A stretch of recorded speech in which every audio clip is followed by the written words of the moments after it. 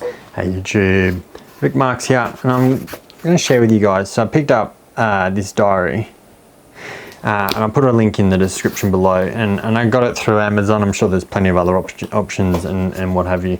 And I was thinking last night, when I was talking to the wife around what I really like about it, because I've come to the end of the month since I started, and they have additional questions, and it really kind of got me thinking around, this is not just a diary. It's not just a journal, it's not just a notebook. And I find the structure within this helps to create the thinking, to change a perspective or to change a view on stuff.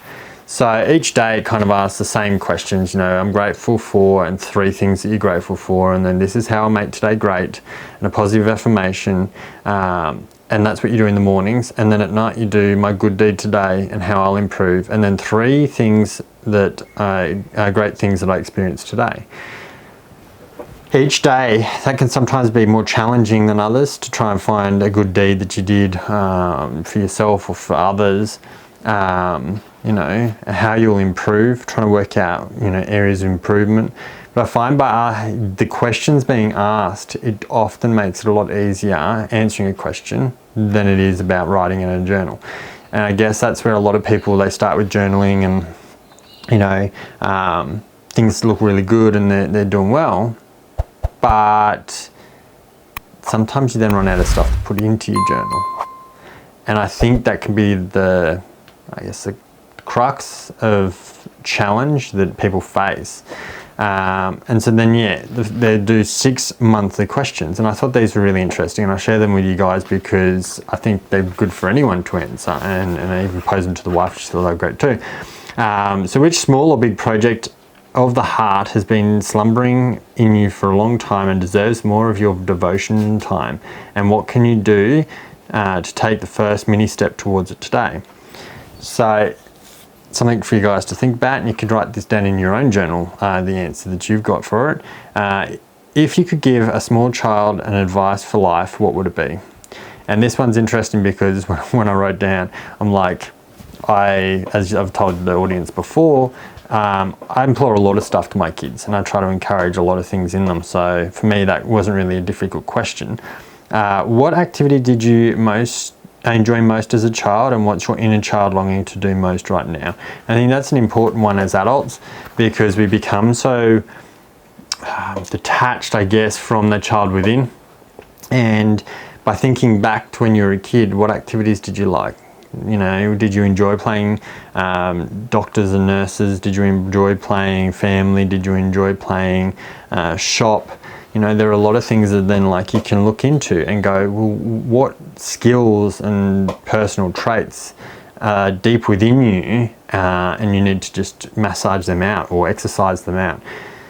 Describe an encounter that was meaningful to you, and how did it come about, and why was it important to you? Now, I haven't been able to answer this one, and it suggests that if you can't answer it, that's fine.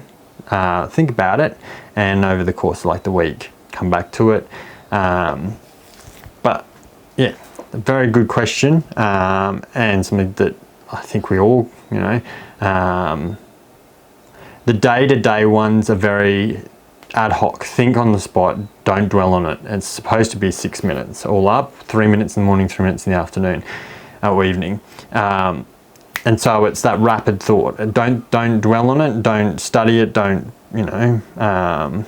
fudge the figures. Give it the authenticity and just what first comes to mind. What are you really proud of, and what in particular makes you feel so proud of this? And that's in regards to yourself. If from today on you get paid leave for the next 6 months, how would you spend that time? And I thought that was an interesting one as well, because, would you want to spend it with family? Would you want to spend it doing education, studying more, training?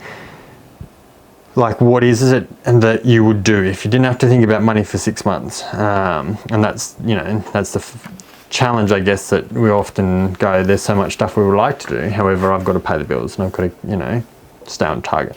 So they give lots of like write-ups as well, and I thought I'd share a couple of the really good, I guess, quotes, which they derived a lot of this training from. And you know, Tim Ferriss is quoted for saying, a person's success in life can usually be measured by the number of uncomfortable situations he or she is willing to have. And I think that's really fascinating, because we do often live in our comfort zone. We do panic and worry about what others might think or what might be perceived, or we live in this what if. And I find that we need to push through that, because it's when we are uncomfortable that we make the most improvement as individuals, but also in our own skills. When you're not comfortable, you're learning.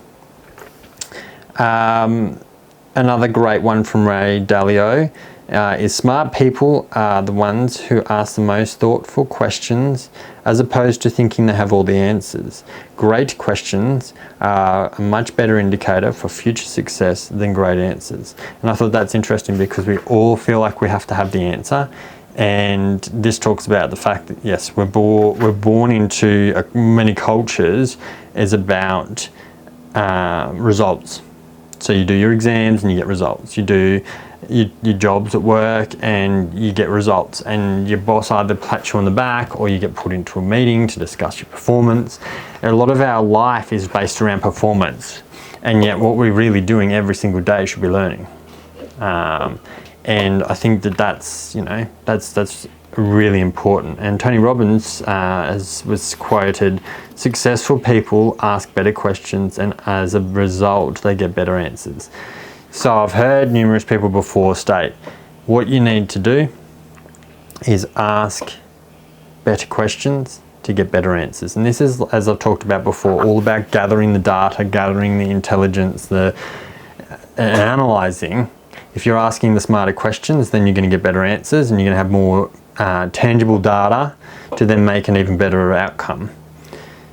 So I hope that's been helpful. Like I said, I'll stick the link to where I got that from on Amazon. Like I said, it's structure, and I find, especially if you're starting out with journaling and you're finding like you might still have that original flow, I guess the rose-colored glasses, but when you start to get to a place where it's prompting the thoughts and learning more about yourself, this book does a fantastic job. And they've done a number of different books in the series, and it goes for an extended period of time. Now, it's also good because it helps you to get that rhythm of like morning and evening. Now, I will admit I often miss sometimes the evening, which I then have to catch in the next morning and try to retrace. So I'm not perfect. I do skip a few here and there, and I make up for it. But overall, I feel it helps you to better know who you are, and on that journey. And now I back that with my own notepad and I've got a number of different elements that all play together for different purposes. If you've enjoyed it, thumbs up, hit the subscribe, bell notification. You'll see me on the next video. Thanks for watching. Have a good day. Bye.